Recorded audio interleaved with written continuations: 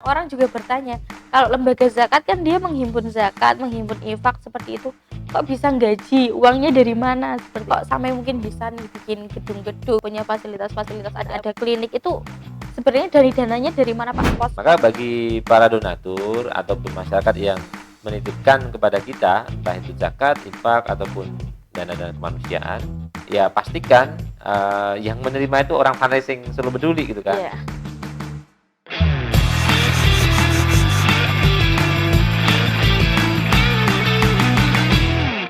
Bismillahirrahmanirrahim. Assalamualaikum warahmatullahi wabarakatuh. Waalaikumsalam. Selamat datang kembali teman-teman pendengar podcast setia dari Solo Peduli Podcast. Pada kesempatan kali ini saya akan ngobrol-ngobrol lagi nih sama narasumber yang sebenarnya sebelumnya sudah kita ajak ngobrol lagi ya, udah kita ajak sharing terkait dengan ada amil profesional, kemudian kemarin ada bahas tentang tips-tips untuk Ramadan dan lain sebagainya. Nah, kali ini kita juga akan ngobrol banyak nanti tentang transparansi pengelolaan dana zakat ya, khususnya di lembaga zakat. Nah, di depan saya ini udah ada narasumber yang ahli, praktis, dan beliau sudah berdedikasi lama di lembaga zakat. Beliau Bapak Sidik Ansori. Assalamualaikum Pak Sidik. Waalaikumsalam warahmatullahi. Masya Allah, gimana kabarnya Pak? Alhamdulillah, ini masih puasa toh? Insya Allah. Masya Allah. Jadi ini Ramadan kita harus tetap fit gitu ya Pak ya di bulan puasa ini. Haruslah. Tetap menjalankan aktivitas seperti biasa. Betul. Berarti ini tetap ngantor begitu ya Pak? Iya. Jadi justru kalau amil itu Ramadan harus full time. Lebih on ya Pak ya? Lebih on. Karena banyak orang yang menginginkan pelayanan itu di bulan Ramadan itu lebih ekstra kita. Ya, orang yang berbondong-bondong. Iya. Tuh pas Ramadan. Oke, baik. Jadi begini Pak, ini kita mau bicara soal transparansi pengelolaan dana zakat ya terutama, nanti bisa kasih sebab juga, tapi utamanya di zakat. Ini kan dulu ya Pak, tahun 2022 ya, sempat ada kasus dari mungkin saudara kita di filantropi, yang mana di sana ternyata ada praktik-praktik penyalahgunaan dana, bahasanya penyelewengan dana begitu ya. Betul. Jadi memang hal itu juga nggak bisa dibayangkan, mungkin nggak bisa diterima juga sama masyarakat. Kok bisa ya ada lembaga sosial yang sudah begitu besar disupport sama masyarakat, tetapi ternyata di sana masih terdapat praktik-praktik penyalahgunaan dana. Apalagi kan sebenarnya kita sebagai orang yang mungkin ikut menginfakkan dananya, kok tahu seperti itu akhirnya kecewa begitu ya Pak ya. Iya. Jadi mungkin akhirnya dampaknya kita jadi was-was nih ketika kita mau menyalurkan dana lagi. Lebih baik ya udahlah saya kasihkan ke tetangga saya aja, atau misal kasihkan ke masjid yang lebih nanti amanah begitu. Nah, fenomena tersebut ya Pak, kalau jenengan ini kan sebagai praktisi di bidang lembaga zakat, ada efeknya nggak sih Pak? Baik mungkin efek secara langsung atau tidak langsung yang dia berdampak ke Solo Peduli. Iya. Baik, saya mulai ya. Bismillahirrahmanirrahim. Assalamualaikum warahmatullahi wabarakatuh. Waalaikumsalam warahmatullahi wabarakatuh. Menarik nih tema yang Mbak Pipit berikan di hari ini. Jadi tentang transparansi pengelolaan dana zakat. Jadi pernah kita ulas ya tentang potensi zakat yang disampaikan oleh Gusmen itu 400 triliun. Nah ini perlu dibutuhkan tentang pengelolaan dana-dana zakat yang begitu hati-hati. Nah salah satunya diatur dalam Undang-Undang Zakat 23 tahun 2011 ya, itu mengatur tentang transparansi itu. Jadi siapapun lembaga yang mengelola dana zakat harus disampaikan transparansi itu. Misalnya begini, kalau dalam pengelolaan kita di Solo Peduli itu laporan keuangan itu harus teraudit, ya, teraudit sesuai dengan PSAK-nya. Apa itu PSAK, Mbak? Tahu nggak? Nah itu saya kurang tahu Pak, mungkin bisa ya, dijelaskan. Jadi kan kalau di keuangan itu kan ada PSAK, pernyataan standar akuntansi keuangan. Nah dalam hal ini kalau kita itu bicara tentang zakat, PSAK-nya dulu itu 109. Nah mulai efektif diberlakukan tahun 2024 ini memakai PSAK 409. Jadi PSAK ini mengatur tentang pengelolaan dana zakat, infak, sedekah. Nah, itu kalau 109. Nah, sekarang PSAK 409 ini ditambahkan. Jadi mengatur dana-dana tentang misalnya nih kita sebagai amil mendapatkan bonus, kita sebagai amil mendapatkan apa itu misal pengadaan ada tambahan barang kira-kira gitu. Nah itu dimasukkan dalam PSAK itu. Nah setelah ini nanti dibuat sesuai PSAK-nya akan diaudit oleh kantor akuntan publik. Jadi mereka akan mengaudit apa yang kita kerjakan, terutama dalam hal keuangan. Jadi kan ada audit keuangan, ada audit syariah, ada audit manajemen, ada audit internal, kan itu yang kita lakukan. Nah, dalam hal audit keuangan ini, kita sesuai dengan PSAK itu akan dikaji oleh kantor akuntan publik. Nah, setelah nanti keluar hasilnya, itu jika baik, maka hasilnya dengan nilai wajar tanpa pengecualian. WTP. Dan alhamdulillah kita sebanyak 14 kali nih. Jadi Solo Peduli sudah 25 tahun sampai saat ini 14 kali laporan dengan nilai WTP, wajar tanpa pengecualian. Berarti itu per tahun gitu Pak auditnya? Per tahun. Nah, itu baru dari akuntan publik. Nah, setelah ada audit, ini nanti kan masyarakat harus tahu, donatur juga harus tahu, mustahil juga harus tahu. Maka ada dalam undang-undang tadi diatur tentang bagaimana masyarakat paham tentang laporan ini. Maka kita diminta untuk menyampaikan publikasi. Ya, kalau dulu itu publikasinya melalui surat koran ya, gitu ya. Ya gitu dilampirkan, kita booking 1 halaman atau setengah halaman, kita tampilkan di situ. Nah, karena sekarang sudah era digitalisasi, maka hasil audit itu tadi minimal ditampilkan dalam web atau kalau tidak sosial media kita gitu kan. Nah, ini akhirnya banyak masyarakat yang mencermati sebenarnya yang dihimpun Solo Peduli itu berapa toh, untuk apa saja toh, layak enggak gitu kan. Jelas jadi. Jelas. Nah, sehingga ketika nanti demikian, apa yang kita kelola itu akan dimonitor oleh masyarakat gitu. Jadi ini tingkat kewajaran gitu Pak. Menarik ya Pak tadi misal soal audit. Tapi kalau misal tadi ya Pak kan berbeda dengan zakat, lembaga zakat ya, yang ini yang punya kasus ini kan dia lembaga sosial. Apakah kalau lembaga sosial juga dia harus punya audit itu juga Pak sebenarnya? Kalau lembaga sosial nanti otomatis dia izinnya di bawah apa gitu kan. Jadi kalau kita di lembaga zakat otomatis mengikuti aturan undang-undang zakat. Kalau yang di luar lembaga zakat kan nanti ada PSAK sendiri, aturan undang-undangnya sendiri. Misalnya dia ngikutin jalur dinas sosial, berarti undang-undang tentang yayasan, bisa jadi lembaga sosial, bisa jadi kayak gitu. Kalau gini Pak, tadi kan ada lembaga zakat dan lembaga sosial.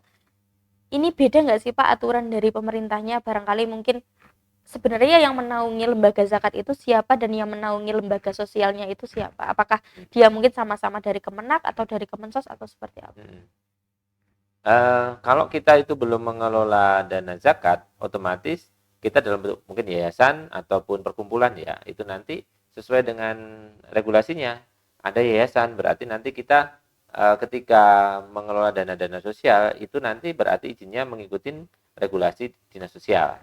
Nah, karena yayasan itu berhak untuk membuat beberapa program-program ya, berhak membuat program pendidikan, sosial, keagamaan, charity, kesehatan dan yang lain. Nah, maka ketika kita itu ngambil dana produk itu, nah kita menyesuaikan regulasinya. Maka kalau saat ini kita di lembaga amil zakat, ya kita telisik nih undang-undang atau aturan tentang pengelolaan lembaga amil itu apa saja.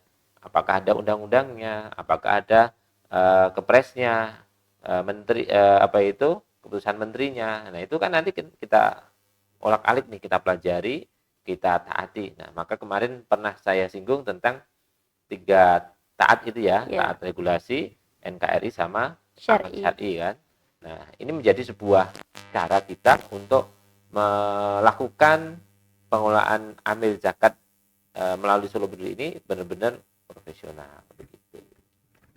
Jadi memang pada dasarnya regulasinya antara lembaga yang dia ngelola zakat dengan tidak yang mengelola zakat itu beda ya Pak ya?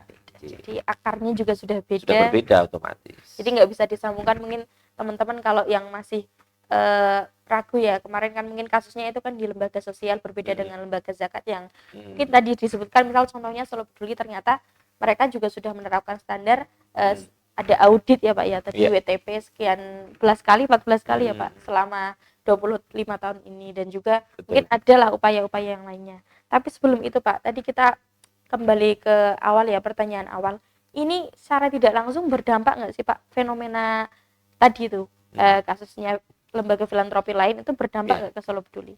ya berdampak ya, pasti berdampak. Karena akan menjadi sebuah trust ya, kepercayaan Trust publik issue terhadap mungkin. terhadap lembaga. Apakah benar begini? Apalagi melihat tentang kredibilitas lembaga tadi yang belum diakui oleh masyarakat. Misalnya, mulai dari branding ataupun eksistensi.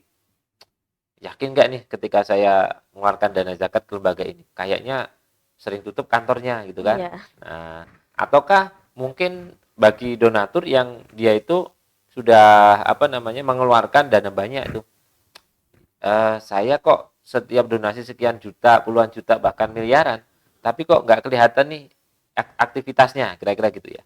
Nah, sehingga ketika kemarin ada kejadian yang melanda satu lembaga itu, akhirnya kepada kita pasti berdampak. Nah, Nggak maka cuma Solo Peduli aja ya iya, sebenarnya Pak. nah maka langkah antisipasinya kepada kita adalah bagaimana memperbaiki manajemen kita, transparansi tadi. Selain tadi yang saya sampaikan tentang penyampaian laporan publikasi ya, berarti kita membenahi model-model untuk mengantisipasi itu. Ya, misalnya untuk mengantisipasi ketidakpercayaan publik tadi, maka kita membuat sistemasi. Kalau dulu mungkin masyarakat itu berdonasi melalui kami pakainya manual, Mbak. Jadi pakai kertas, ya kan? Nulis Nah, begitu nulis lampiran 3 lampiran ya, warna merah, warna putih, merah sama biru di misalnya ya. donatur, Ya, amil begitu. kayak gitu. Satu sisi ini boros. Nggak Ya, yang efisien gitu. kedua tidak ramah lingkungan karena menebang pohon sekian Iya. ya banyak kan Kertas ya. gitu kan. Lalu yang ketiga kita sudah bermigrasi nih yang dari manual ke digital. Nah, sehingga di Solo Peduli sudah melakukan antisipasi itu sejak tahun 2019. Nah, sehingga yang kita lakukan adalah para masyarakat yang mendonasikan kepada kami pasti mereka akan mendapatkan layanan dalam bentuk cepat. Nah, jadi mereka ketika menitipkan donasi kepada kita di Solo Peduli, mereka akan kita catat langsung nanti lewat layanan aplikasi yang kita miliki di internal dan nanti nyambung ke server di pusat. Nah, setelah nyambung nanti pasti mereka akan mendapatkan notifikasi ya bagi donatur yang sudah menyerahkan kontak personnya gitu kan. Bentuknya apa Pak notifikasi itu? Ya pemberitahuan bahwa saat itu juga karena dalam sistem itu kita atur maksimal 2 menit Real ya time gitu. real time. Jadi ada fundraising kalau orang petugas yang mengambil donasi di Solo itu namanya fundraiser. Nah, itu ketika bertemu di tempat itu ketika bisa 10 menit ngobrol. Jadi sebelum fundraiser itu pergi, nah mereka sudah dapat notifikasi. Nah, ini bentuk transparansi juga dan juga mengantisipasi beberapa hal yang nanti itu menyebabkan baik itu merugikan publik atau bahkan mengantisipasi penyalahgunaan dana. Nah, nah, nanti bentuknya apa? Bentuknya adalah pemberitahuan bahwa saat ini si A itu donasi dalam program apa. Itu by chat atau seperti apa Pak? Itu nanti by chat WA gitu. Programnya apa, nominalnya berapa, ya kan? Nah, itu nanti langsung diberitahu. Sehingga orang yang berdonasi tadi merasa, oh, berarti sudah sampai Iya nih, sudah gitu sampai. kan? Tidak hanya sekedar kwitansi. Karena kalau kwitansi itu kan bisa menimbulkan atau potensi fraud kan ada. Oke, fundraiser bisa nerima, terus nanti bisa jadi uang tidak sampai ke pusat bisa jadi, ya kan? Nah, maka kita antisipasi tadi, kalau fundraiser itu sudah menjemput, ya kan? Mereka megang uangnya, ya, dari pusat sudah mengontrol nih, fundraiser sudah beraktivitas dan sudah ada bentuk kinerjanya yaitu donasi sudah masuk ke sistem. Nah, sistem nanti memberikan notifikasi. Itu. Oke, tadi menarik Pak. Kan ini jalannya fundraising ketika dia menghimpun dana di lapangan itu kan berarti secara tidak langsung mereka memegang uangnya begitu ya Pak ya. Betul. Tadi disebutkan misal fundraisingnya udah dikasih donasi dari donaturnya, kemudian nanti diberikan kwitansi ya, nota ya, dari sistem dimasukkan ke sistem, terus dia akan dapat notifikasi. Semisal seperti ini Pak, ketika ada kejadian ya nauzubillah ya Pak, mungkin nggak terjadi di Solo Peduli, misal nanti ketika fundraisingnya ternyata dia memasukkan ke sistemnya tidak sama dengan nominalnya itu. Nah, itu upaya-upaya seperti apa Pak yang misal nanti bisa diberikan ke publik biar nggak terjadi hal-hal seperti itu? Ya, maka di kami memastikan bahwa siapapun donatur yang menitipkan donasinya ke Solo Peduli pasti dapat notifikasi. Dengan notifikasi tadi kan jelas ya bahwa dia ikut program apa, nominal berapa. Maka ketika tidak mendapatkan notifikasi, kemungkinan dia itu tidak menyerahkan kontak person, gitu kan? Mau ngirim kemana kan gitu ya, bingung. Nah, lalu untuk mengantisipasi itu otomatis selain notifikasi kan udah saya kira bentuk yang paling tepat ya notifikasi itu. Nah, selebihnya apa ya? Karena kalau udah notifikasi ya hanya notifikasi dan tidak, dapat dan tidak kan begitu. Nah, ketika fraud itu pasti ada kesengajaan begitu. Jadi kalau sudah ada kontak person, notifikasi jalan kan nggak bisa terjadi fraud kan. Iya. Jadi sudah ikhtiar kita sudah maksimal gitu kan. Jadi memang tadi ya Pak harus ada notifikasi, dan nanti ketika itu mereka nggak punya notifikasi, mereka juga bisa ngadu ke Solo Peduli begitu Pak? Iya. Maka bagi para donatur ataupun masyarakat yang menitipkan kepada kita, entah itu zakat, infak, ataupun dana-dana kemanusiaan, DSKL, itu nanti ya pastikan yang menerima itu orang fundraising Solo Peduli gitu kan. Kan kadang kan ada ya, mungkin mengatasnamakan lembaga gitu kan, tetapi ternyata bukan lembaga kita, bisa jadi kan gitu. Ngaten Mbak. Banyak ya Pak ya praktek-praktek seperti itu sebenarnya.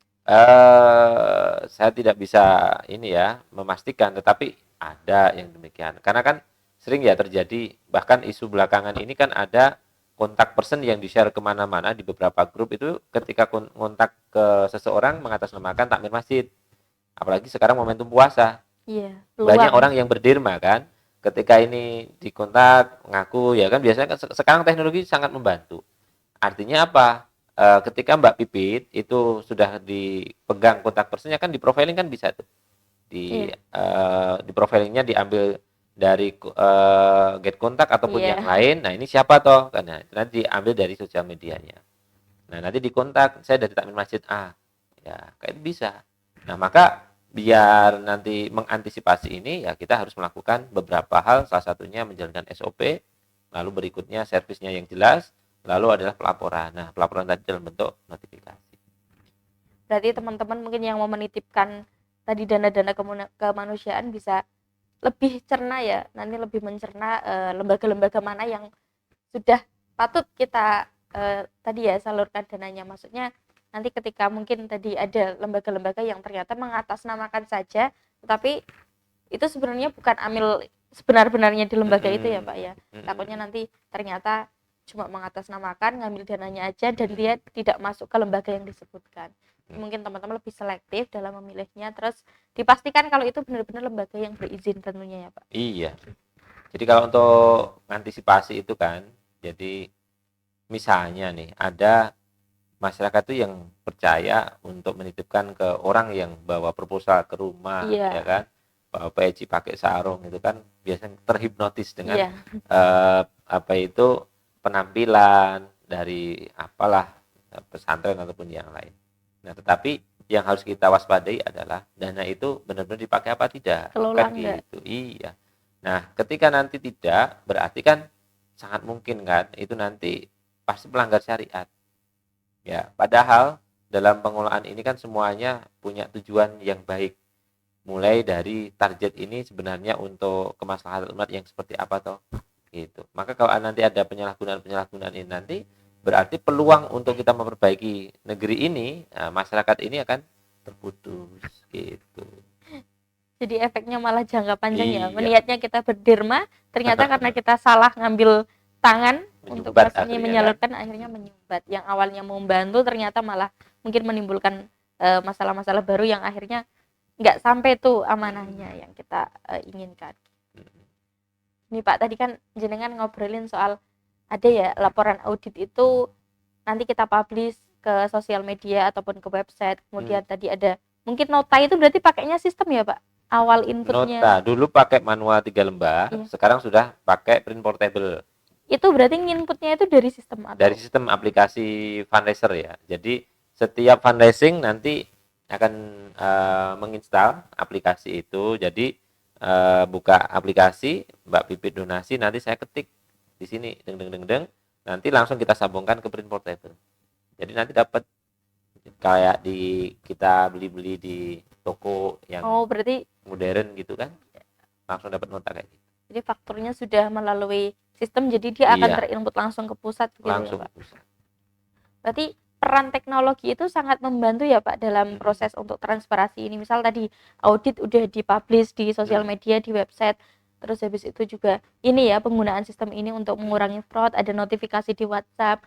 Ada nggak Pak misal peran-peran teknologi yang lainnya? Misal tadi laporan itu apakah sekedar hanya laporan audit yang dipublish ataukah misal ada laporan-laporan yang lainnya begitu?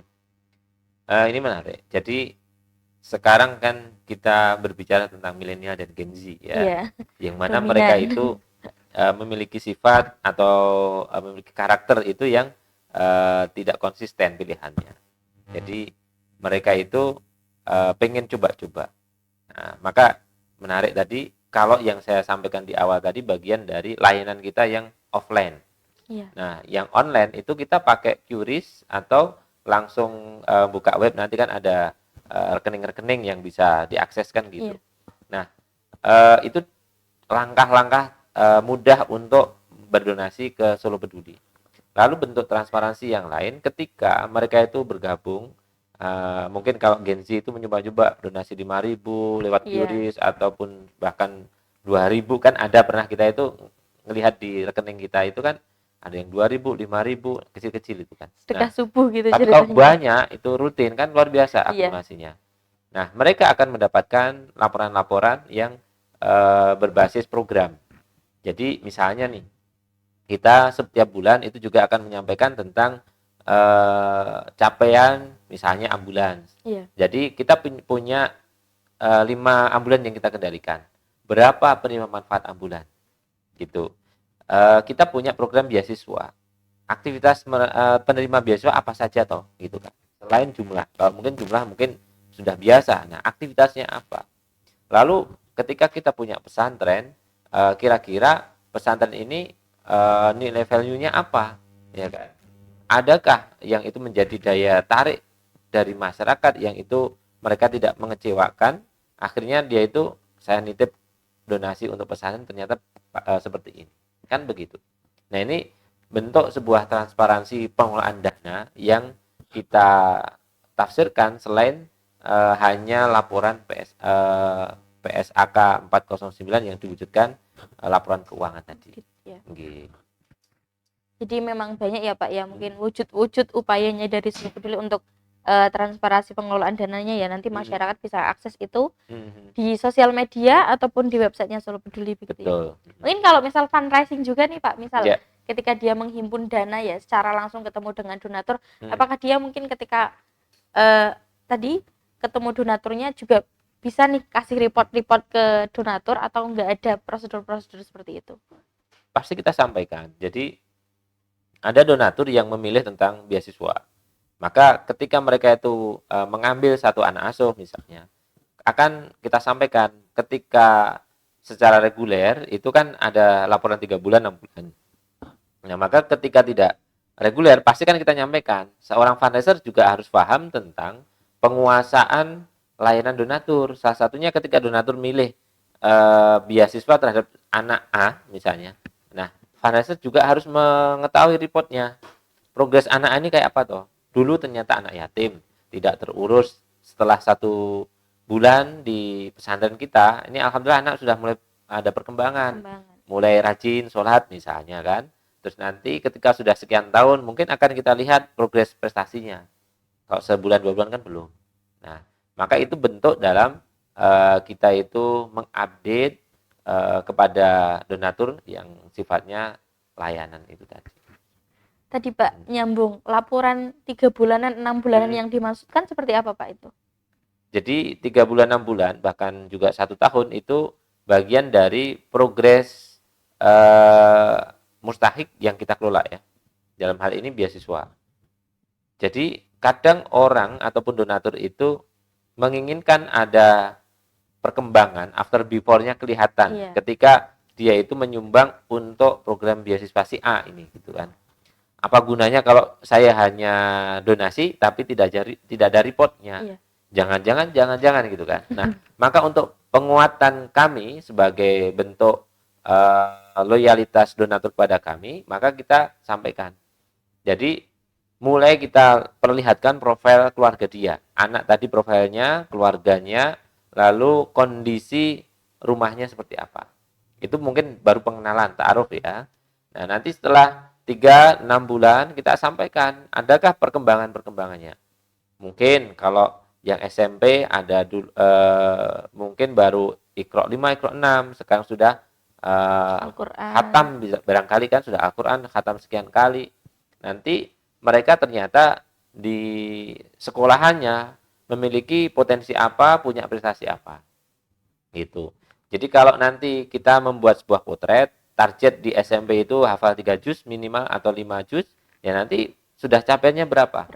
Nah, sehingga kalau dengan demikian secara transparansi ini kita sampaikan, otomatis donatur ataupun munfik tadi akan lebih yakin, oh ini ternyata dikelola oleh Slowberry, dana-dananya itu benar-benar tersampaikan dan reportnya ada gitu kan. Nah, lalu bentuk pelaporannya, jika dulu itu kita kirimkan dalam bentuk surat ya, laporan kayak gitu, kita hard file, kita postkan, kita kirim. Lalu sekarang sudah mulai kita modifikasi dalam bentuk link. Jadi misalnya Mbak Pipit sebagai orang tua asuh program beasiswa kami, nanti Mbak Pipit bisa mantau nih, saya pengen ngelihat nih perkembangan anak asuh saya gitu kan. Jadi sudah kelihatan tek gitu. Di ini akses bisa. Berarti donaturnya bisa langsung akses linknya begitu. Tanpa harus menunggu laporan 6 bulan atau 1 tahun. Nah, ini bentuk komitmen kami dalam migrasi digitalisasi gitu kan. Memang lembaga zakat yang sudah profesional itu mau nggak mau dia harus melek digital ya Pak ya. Harus update lah biar nggak tertinggal gitu. Ya, menarik sekali. Jadi memang banyak ya Pak ya upaya-upayanya, apalagi tadi ada peran teknologi dalam upaya transparansinya, gitu. Membuka ke publiknya seperti apa, tadi ada audit, kemudian ada laporan program ya Pak ya, tadi disampaikan di sosial media, ternyata juga ada laporan yang ke donatur, itu jadi bentuk servis ya Pak. Betul. Fasilitas juga ya. Jadi memang banyak sekali yang dilakukan oleh lembaga tentunya yang sudah profesional dalam mengelolanya. Jadi nggak sembarangan jenengan ngasih terus habis itu kita terima tapi tidak mendapatkan report atau tidak mendapatkan apa ya laporan-laporan yang dia sifatnya membuka ke publik ya, berapakah nominal yang dikasihkan dari masyarakat, pengelolaannya seberapa, itu mungkin jarang ya Pak ya untuk diposting. Kalau lembaga-lembaga yang tadi disebutkan misal dia cuma datang ya tadi berbusana seperti santri, bahkan tidak menyebutkan santri, maksudnya mungkin ya menarik perhatiannya dengan cara tadi mungkin komunikasinya, berpakaiannya dan lain sebagainya. Jadi mungkin ya tadi harus lebih selektif lagi. Jadi udah semuanya ya Pak ya tadi soal transparansi udah banyak sekali upayanya. Ada hal lain yang Pak mungkin yang gini. Tadi kan udah ada nih peran-peran digital, ada nggak misal upayanya Solo Peduli ketika nanti ada terjadi fraud tadi ya disebutkan, misal kita kan nggak pernah tahu ya Pak ya, mungkin adalah bisikan setan yang akhirnya mungkin fundraising ataupun dari yang mengelola uangnya itu dia punya kesempatan akhirnya melakukan fraud itu. Kalau dari Solo Peduli nanti upayanya seperti apa Pak? Ke karyawannya sendiri atau ke fundraisingnya itu? Baik. Jadi amil juga bukan malaikat, artinya sangat berpeluang juga ketika mereka itu khilaf ataupun bahkan disengaja itu bisa kan gitu ya. Nah, maka untuk membentengi itu secara SDM kan kami memberlakukan kepada semua tim di Amil itu melakukan pembinaan. Jadi siapapun amil di Solo Peduli ketika tidak membina berarti dibina setiap pekan. Maka ketika tidak mau ya udah berarti bukan amil Solo Peduli. Nah, ini harapannya untuk membentengi para amil-amil tadi untuk menanamkan nilai-nilai kepribadian yang baik, memiliki nilai-nilai keislaman yang cukup kuat sehingga menanamkan sebuah ketakutan terhadap aktivitas ini hanya karena Allah SWT. Ini untuk membentengi SDM-nya. Lalu bentuk yang lain untuk mengantisipasi itu tadi berarti kita memperlakukan aktivitas tadi berbasis kontrol IT. Jadi aktivitas teman-teman semuanya tidak hanya di fundraising ini bisa dilihat dari aktivitas kinerjanya. Misalnya kalau di teman-teman di lapangan itu mereka akan terpantau aktivitas satu hari itu berapa Kemana titik, saja. berapa kemana saja itu terpantau dengan kelihatan lah. Lalu apa yang dilakukan mereka pun juga terpantau. Hari ini mau ngapain terpantau dalam sistem. Nah, sehingga ketika ini bisa terdeteksi, nah akhirnya akan mengantisipasi mereka itu nyeleweng kira-kira gitu. Relevan nggak ketika mereka itu satu hari misalnya silaturahim ke 15 titik yang sifatnya itu adalah menjemput donasi ataupun ekspansi. Masa di sistem tidak ada aktivitas kan nggak mungkin. Walaupun seberapa kan harus ada reportnya. Oh, walaupun mereka tidak closing tapi ketolak kenapa? Itu ada reportnya. Nah, itu bentuk cara kita itu mengantisipasi secara sistemasi gitu kan. Lalu berikutnya kita pun juga nanti akan membuat sebuah penilaian-penilaian yang berbasis KPI, Key Performance Indicator di teman-teman di lapangan. Ini harapannya memang apa yang mereka jalankan itu tentu sesuai dengan goal lembaga. Jadi jangan sampai terjadi ada amil yang kurang produktif, yang mereka itu sudah kita rekrut, sehingga mereka itu hanya sekedar memberikan beban kepada kami di lembaga. Nah, kita berharap ini kontrol KPI nanti agar mereka juga ikut berkontribusi untuk mewujudkan goal-goal lembaga. Nah, ini saya kira selain tadi untuk mengantisipasi terjadi fraud itu tadi, demikian ada SOP-nya, nanti ada instruksi kerjanya. Nah, sehingga kalau nanti ada sesuatu ya semua kembali ke ranah yang nanti akan kita tempuh. Kalau memang itu bisa kita lakukan dalam sisi kekeluargaan ya selesaikan di situ. Ketika tidak ya hukum.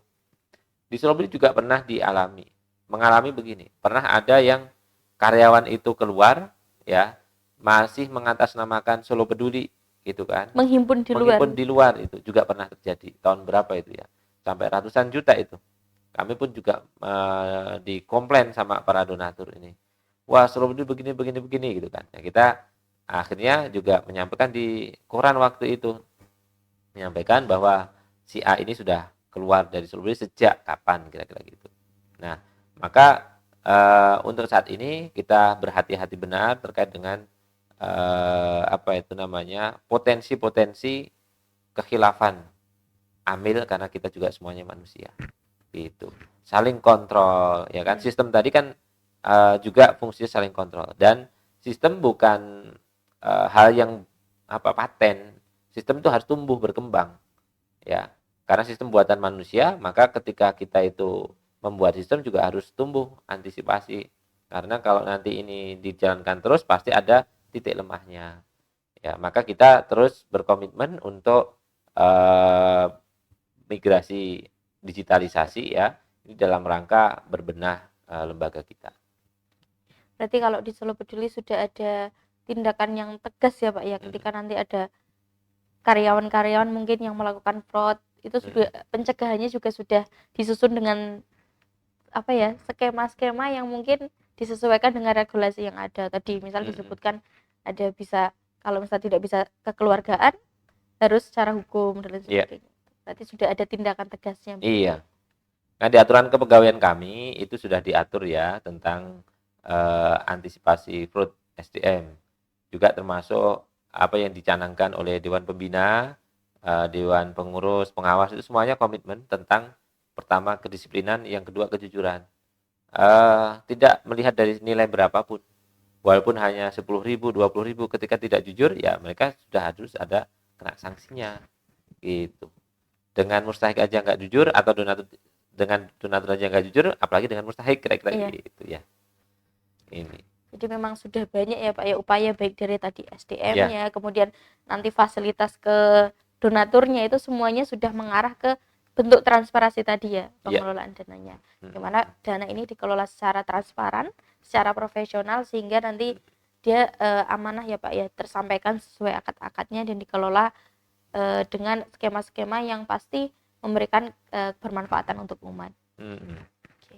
Kayak gini Pak, tadi jenengan bilang ya, kalau jenengan ini Solo Peduli ini sudah berdiri 25 tahun dan sudah mendapatkan di audit 14 kali. Ya. Saya menarik nih Pak, 25 tahun. Ini jenengan ini berarti di Solo Peduli sudah berapa lama Pak? Dedikasi Saya jenengan. kebetulan baru berapa ya? 14-15 tahun. Berarti sudah separuh lebih usianya Solo Peduli. Iya. Ya, saya generasi ketiga. Dari awal langsung jadi direktur atau seperti apa Pak? Enggak. Jadi otomatis saya bisa seperti ini ketika saya mengawali karir saya juga dari lapangan. Mulai dari, kalau bahasa Jawa itu eker-eker gitu kan. Kira-kira. Nah, saya dibesarkan di lapangan memang, dari fundraising, lalu kepala cabang, lalu di direktur, dan muter-muter lah. Proses panjang berarti ya Iya. Pak, ya enggak langsung jadi direktur. Oke, Masya Allah sekali. Berarti gini Pak, mungkin teman-teman ada yang penasaran juga, sebenarnya lembaga zakat itu kepemilikannya pribadi atau seperti apa sih Pak? Lembaga zakat pemilikannya milik organisasi, perkumpulan, ataupun yayasan. Jadi kalau ini didirikan di bawah yayasan, maka tertingginya itu di pembina. Ya. Jadi di situ diatur juga, pembina pun juga tidak boleh berhak untuk mendapatkan sesuatu imbalan atau apapun bentuknya dari hasil ini, hasil pengelolaan zakat Berarti ini. tidak ada benefit pribadi ke Termasuk pendiri gitu. nggak ada, termasuk ke dari dana pengelola pun nggak ada gitu. Nah, ini untuk menjaga sebuah apa ya, netralitas tadi kepemilikan ataupun Iya. yang lain. Ini nggak ada yang memiliki. Yang memiliki adalah umat. Yayasan organisasi sebagai wadah saja. Ini loh, karena regulasinya memang begitu. Perkumpulan kan, gitu. Karena saya juga pernah punya teman Pak, kan tanya, inilah kalau Solo Peduli ini milik siapa? Mungkin kan ada ya yayasan-yayasan awalnya mungkin memang kepemilikan pribadi, tapi akhirnya juga menghimpun dana dan lain sebagainya. Terus teman-teman juga bertanya, lah kalau Solo Peduli ini miliknya siapa? Apakah nanti pemiliknya ini juga dapat profit? Karena kita sebenarnya lembaga zakat ini bukan profit ya Pak ya, bukan yang orientasinya ke profit, tapi non profit organization. Jadi mungkin banyak teman-teman yang ya milik siapa? Apakah mereka yang punya Solo Peduli ini dapat juga nih benefit-benefit dari Solo Peduli? Padahal sebenarnya tidak ya Pak ya. Nggak ada. Maka perlunya ada aturan atau undang-undang ini kan mengatur tentang itu. Nah, sehingga keunggulan kenapa zakat harus disalurkan ke lembaga berizin, ke Basnas, itu harapannya memang ini ada regulasi yang mengatur di situ. Perlu ada standar keuangan, ya kan? Perlu adanya transparansi program, perlu adanya real produknya, kira-kira gitu. Nah, coba bayangkan ketika saya menitipkan 1 miliar ke seseorang untuk mengelola dana zakat. Mereka paham nggak tentang mengatur akuntansinya? Saya nggak yakin gitu kan. Ketika saya menitipkan uang 1 miliar ke perkumpulan orang yang mereka tidak begitu ngurus tentang legalitas, yakin nggak dana-dana nanti akan sesuai dengan transparansi dana itu? Maka kita mengelola ini kan punya dasar undang-undang ada, dasar Al-Quran pun juga ada, ya kan? Misalnya zakat itu kan 8 asnaf. Iya. Ya, 8 asnaf berarti hak kita pun juga sudah diatur di situ. Amil ya. Amil, fuqara wa masakin wa amilin kan. Amil ada di situ, hak kita jelas di situ berapa. Maka dan penggajian juga dari Jika ketika ada amil, ini amil Solo Peduli kok apa itu naiknya Rubicon misalnya kan, mobil gitu kan. Bener nih jadi amil, kerjaan yang lain ada nggak? Nggak ada. Ini perlu dicurigai. Iya, gitu kan. Akhirnya apa? Ini seperti kita di pekerjaan yang lain, bahwa penghasilan kita itu sebenarnya bisa dihitung. Ya, bisa dihitung dan sumbernya dari mana kan ketahuan. Kecuali kan ada kan model anak sekarang ya, Gen Z atau milenial itu yang mereka itu hanya pengen status. Mungkin jadi amil itu hanya nebeng aja. Jadi apa? Jadi amil gitu kan. Tapi dia di belakangnya, malamnya itu kerja di online. online Ya, bisa main penghasilannya lebih teknologi. dari kali lipat dari itu. Topengnya amil begitu. Iya. Jadi memang kalau gaji amil ya Pak ya, gaji kadang orang juga bertanya, kalau lembaga zakat kan dia menghimpun zakat, menghimpun infak seperti itu, kok bisa gaji, uangnya dari mana seperti itu. Mungkin jenengan bisa detailkan Pak, tadi kan sudah disebutkan ya, amil itu masuk ke 8 asnaf Iya. penerima dari dana zakat itu. Nah, Mm-mm. selain itu Pak, kok sampai mungkin bisa nih bikin gedung-gedung, bisa gaji sekian banyak Mm-mm. karyawan, bisa punya fasilitas-fasilitas, ada ambulan ya, Solo Iya. Peduli punya 5, kemudian ada klinik, itu sebenarnya dari dananya dari mana Pak? Pos-posnya itu seperti apa? Ya. Jadi ini lebih ke detail sumber dana. Kalau amil itu kan ngelola dana zakat, Iya. infak dan sedekah. Zakat sudah pasti ya. Larinya zakat itu ke 8 asnaf. Ya, 8 asnaf nanti yang kita amankan dari Dewan Syariah itu adalah dana pengelola dulu, amilnya. Jangan melebihi dari 1/8 atau 12,5%. Hmm. Itu. Nah, karena kalau nanti budak kan sudah tidak ada. Nah, biasanya Iya. budak nanti nempel ke fukara atau masakin. Ghorimin sekarang mayoritas ya Iya. ghorimin.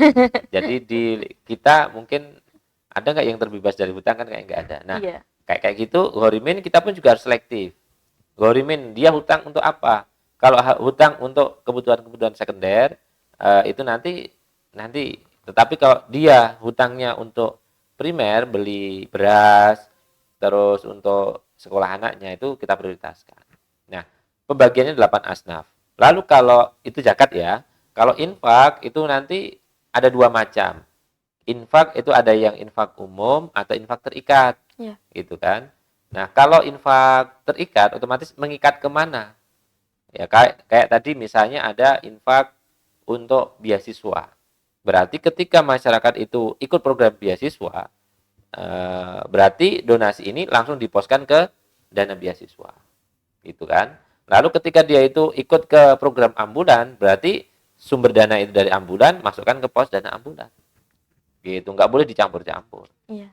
Kalau nanti umum, nah umum itu boleh kita menghimpun dana, dapat infak apa nih? Ya betul, infak lah ke Solo Peduli. Nah, ini bisa dipakai nih untuk guru ngaji, untuk dipakai untuk pemberdayaan, untuk apa silahkan. Itu ini yang kita kelola ya, dana zakat, infak, sedekah. Nah, sedekah itu kadang misalnya ada yang bantu motor ya kan. Pernah kita dapat motor, kita branding nih, kita kasihkan ke penerima manfaat. Sampai sekarang masih jalan. Untuk disabilitas ya. Iya. Mereka selama ini ya hanya keterbatasan transportasi kita pakai, kita branding kan. Seneng banget sampai sekarang. Ada yang bantu pernah mobil gitu kan. Nah, mobil ini kita butuh enggak gitu kan, karena mobilnya tidak sesuai dengan ekspektasi kita. Misalnya kita butuh mobil untuk bencana, tapi yang dikasihkan mobil pribadi. Nah, ini kita izin kepada donatur tadi, bolehkah ini saya uangkan? Nanti kalau niat panjenengan membantu untuk program ini, uang hasil jualnya kita alokasikan ke dana ini. Gitu. Nah, yang terakhir tadi pertanyaannya tentang kok bisa buat begini, kira-kira gitu ya. Ini kolaborasi antara dana-dana zakat, infak, sedekah, dan wakaf. Misalnya begini, contoh, Solo Peduli punya program klinik, ya kan? Klinik itu dibangun di atas tanah wakaf. Oh, ya jadi kan? dari wakaf. Dana wakaf, gedungnya juga wakaf, gitu kan? Bahkan kamarnya pun wakaf. Kita jual wakaf, gitu kan? Lalu pengelolanya atau tenaga kesehatan nanti dibayar dari dana-dana infak. Terus nanti siapa yang periksa? Kalau periksanya itu adalah mustahik, mereka di backup dari dana zakat. Nah, maka zakat, infak, sedekah, dan wakaf ini menjadi solusi keumatan, insya Allah. Insya Allah, jadi memang kebermanfaatnya sudah menyeluruh ya Pak. Nanti ketika dia dikelola dengan baik, tadi potensinya kan besar sekali ya, dikelola dengan baik, mesti kebermanfaatannya lebih luas lagi. Betul. Dan ternyata memang menjadi solusi perekonomian juga ya Pak ya. Sangat. Dimana sekarang ini malah kemarin sempat diisukan kalau tahun 2023 itu resesi, ternyata juga tidak terjadi. Walaupun sekarang bahan pangan dan lain sebagainya juga naik. Betul. Itu juga bisa ya Pak ya, zakat itu bisa jadi solusi. Misal tadi masalah ada nih harga pangan naik kayak gitu, terus ada masyarakat yang mungkin nggak mampu untuk membeli pangan begitu, Mm-mm. dana zakat infak itu juga bisa jadi solusi ya. Sangat bisa. Jadi ketika kita bicara tentang politik kemarin kan ada salah satu paslon Iya. presiden kan yang Iya. mencanangkan kalau beras itu harganya tinggi, petani itu masih miskin, berarti ada masalah. Nah, sebenarnya yang bisa memberikan solusi adalah lembaga amil zakat. Coba bayangkan ketika para amil itu membackup biaya operasional petani. Lalu ketika mereka menggarap, panennya diambil langsung oleh amil. Amil juga membackup tentang kegiatan-kegiatan mustahiknya, gitu kan? Iya. Dijual, dibeli dengan harga tinggi, harga pasar, terus nanti mereka tidak kesulitan kan, gitu. Jadi ini saya kira dana zakat tadi benar-benar solutif banget, ya, memajukan ekonomi umat, terutama umat Muslim ya, yang nanti bisa menjadi sebuah bisa dikatakan peradaban ya, Iya. membangun peradaban dari dana-dana jiswaf ini. Itu. Solusi keumatan begitu Solusi ya, Pak. keumatan. Ya, Masya Allah sekali. Kita sudah berbincang-bincang lama ya Pak tadi soal transparansi pengelolaan dana, terutama tadi yang diterapkan di Solo Peduli ya. Mungkin karena kita berbicara dengan direktur Solo Peduli, jadi kita banyak ngobrol di Solo Peduli, tapi mungkin kalau di lembaga-lembaga zakat yang lainnya kurang lebih sama ya Pak, tetap menerapkan audit dan lain sebagainya. Itu.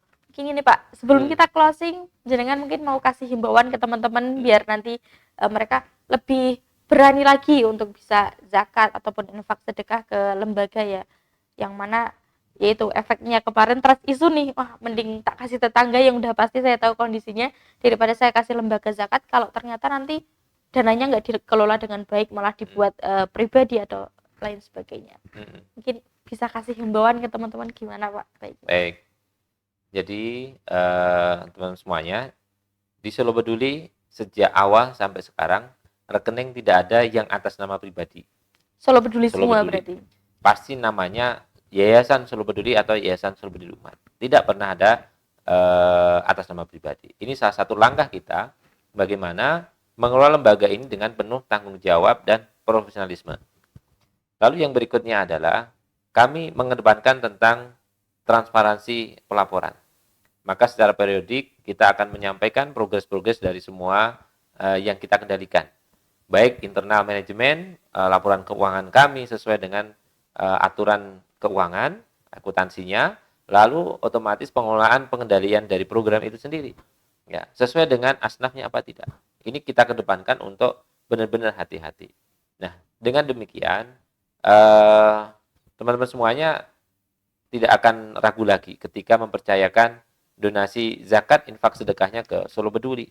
Karena kita berkomitmen juga tentang audit ini, kita mengedepankan audit setiap tahun itu di awal tahun. Jadi tutup buku tahun 2023 kita mengupayakan 3 bulan sudah keluar maksimal ya, 3 bulan itu keluar hasil WTP-nya. Kita berkomitmen demikian. Nah, sehingga tolak ukur dari sebuah kesehatan lembaga kan dari situ. Nah, maka kalau kita itu masih adem panas ketika mau menyajikan laporan ke audit itu kan berarti ada sesuatu. Iya, tapi kita komit. Ya, Januari kita udah prepare nih masuk ke audit. Iya. Oke, jadi begitu ya teman-teman. Karena ini zamannya sudah digital ya. Nanti ketika mungkin mau tadi menyalurkan dana zakat infak sedekah, teman-teman juga bisa mengakses ya soal lembaga-lembaganya, profilnya seperti apa, apakah dia lembaga berizin atau tidak. Jadi jangan ragu, nanti ketika mau berinfak silahkan pilih dulu lembaganya, pastikan dia berizin gitu. Mungkin pembicaraan kita cukup ya Pak, kita nanti sambung di lain waktu. Karena bicara soal transparansi ini sebenarnya menarik dan juga mungkin panjang ya Pak ya, karena mesti banyak skema-skema yang mungkin belum dijelaskan secara detail juga oleh Pak Sidik. Misal hal-hal lain yang ya menyangkut soal pengelolaannya kan orang-orang ini masih penasaran mesti Pak. Mungkin kalau teman-teman yang awam ya, mungkin kacamata orang awam itu banyak juga yang tadi sesimpel tanya, ini kalau lembaga zakat pemiliknya siapa? Dia gajinya dari mana kok bisa punya mobil, kok bisa punya fasilitas demikian rupa, itu kan juga buat tanda tanya begitu. Itu ya teman-teman tadi sudah dijelaskan sama Pak Sidik secara detail. Nanti lengkapnya kita bisa ngobrol-ngobrol lagi next time. Sebelumnya saya mengucapkan terima kasih pada Pak Sidik yang sudah mau sharing lagi ya di sesi ini, sharing tentang transparansi pengelolaan dana. lain waktu kita bisa sharing tema-tema yang lainnya. Baik. Ya, terima kasih juga untuk teman-teman yang sudah setia menonton podcast ini ya. Nanti silahkan ikuti podcast ini di YouTube Solo Peduli Official. Jangan lupa di follow, jangan lupa ditekan loncengnya, subscribe ya. Nanti biar nggak ketinggalan tentang kisah-kisah inspiratif, keilmuan ataupun nanti tentang kemanusiaan, filantropi dan juga isu-isu yang ada di masyarakat. Jadi begitu. Sekian podcast untuk kali ini. Jangan lupa juga untuk follow sosial medianya Solo Peduli. Ada di Instagram @solopeduli.